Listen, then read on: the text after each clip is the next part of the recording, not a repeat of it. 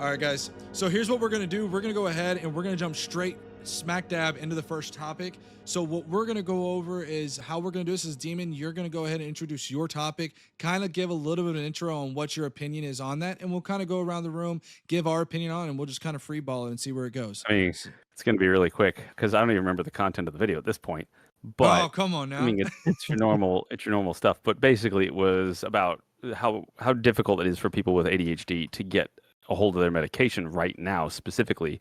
And the manufacturers have also bragged about having an opportunity to make extra money by not making more kind of stuff. And like, I'm all for that. If you're not making money, you need to like stop production kind of things. But there's got to be a little something we can do for the opposite, especially when it's something that is I don't want to say mostly a need, but largely a need, because a lot of people they've theoretically they have no way of controlling it. So, and the medication is critical.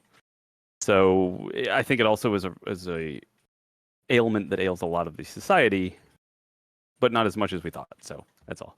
Anyway, I really hate and also the government's is also well implicated into this too, in which they have been making some laws and taking some bribes and stuff like that they can't really specifically say because there are no charges yet. But I mean, how do you get it to do that shit? Apparently, they can do it in front of cameras and stuff all day, and just nothing happens. It's getting a little old. Tiberius, where do you stand on this subject when it comes to like, and you can expand this out besides ADHD medication? I know we just recently had Joe Biden, I believe it was last year, put a cap on insulin prices. And so I think this is kind of tangential. And I know you've been kind of a big commentator on how that would affect economics. So where do you stand on this? So let's get the personal part out of the way. I have actually been diagnosed with ADHD, and while I don't actively take medication for it, I have in the past. I know there's a lot of people, my fellow people who have gone through it, that usually use Adderall, and that's been a problem to get for the better part of over a year now.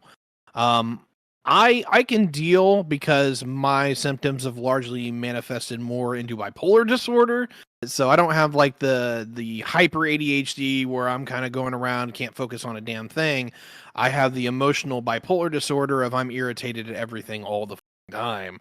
And unfortunately, I've never really found any pharmaceuticals yet that help me that don't have horrible downsides to them as well.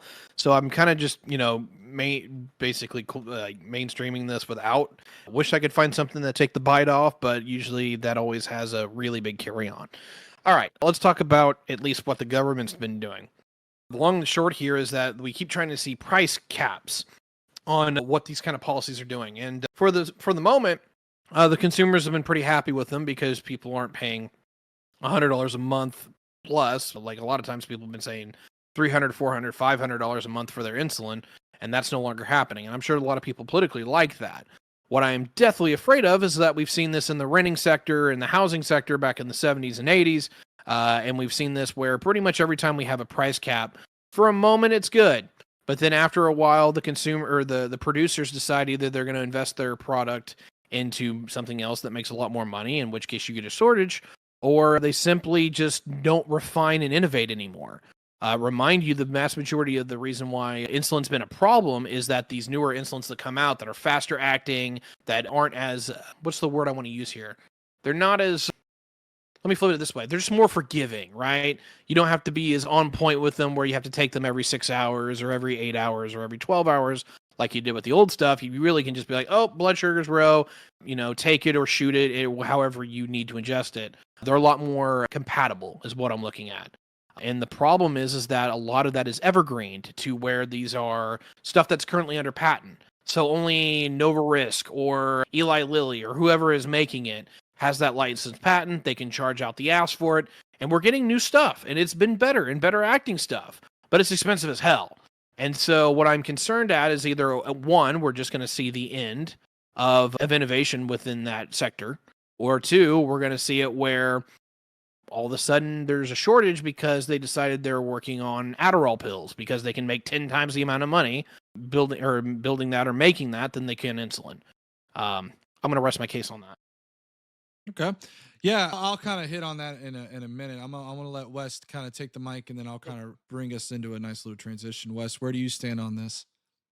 No, I don't have a whole lot to say on this. I watched the video that Demon provided before this on like the grift and like who's making money off of this, and I was much more interested in that part.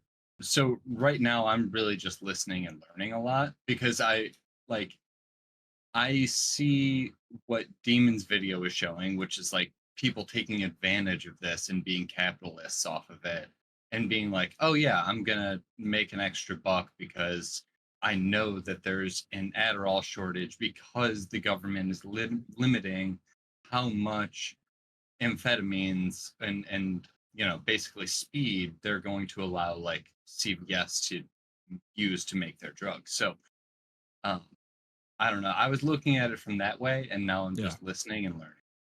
Yeah, and I'll kind of give my take on this is from what I was able to research is it seems as if a lot of this ties to COVID. I know we kind of say that anytime we have an economic issue is like, well, it's because of COVID. But what it has seemed to have been is that there's a few different factors, including telemedicine. So a lot more people are able to get in touch with their doctors than previously were able to. And that telemedicine is really tied back to, yes, Wes, what's up? Well, I just Oh, wanted to be like next to speak, but I no, just wanted to yeah. ask like how much do you think like TikTok and self-diagnosis and like that whole trend contributes to what we're seeing right I'm not see here's the problem is that it'd be great if we had like a Okay. psychologist. I was gonna say it'd be great if we had a psychologist here because as far as I understand, Adderall or Zyvance, I think is what the other one is, are both prescribed medications.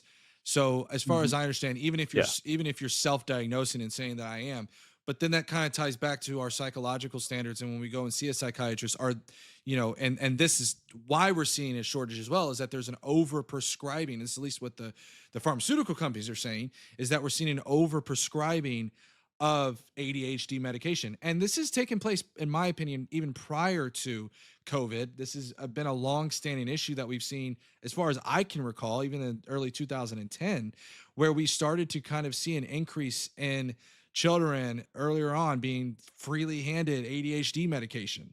So this has been a long-standing issue. That was happening when I was a kid. Exactly.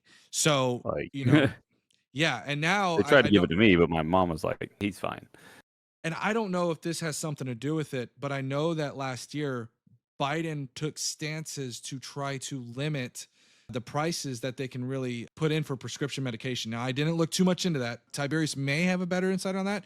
But yeah, so for me, when I look at this, I'm looking at it just strictly as a supply and demand issue. There's an over increase of demand, but not enough supply to put out of it.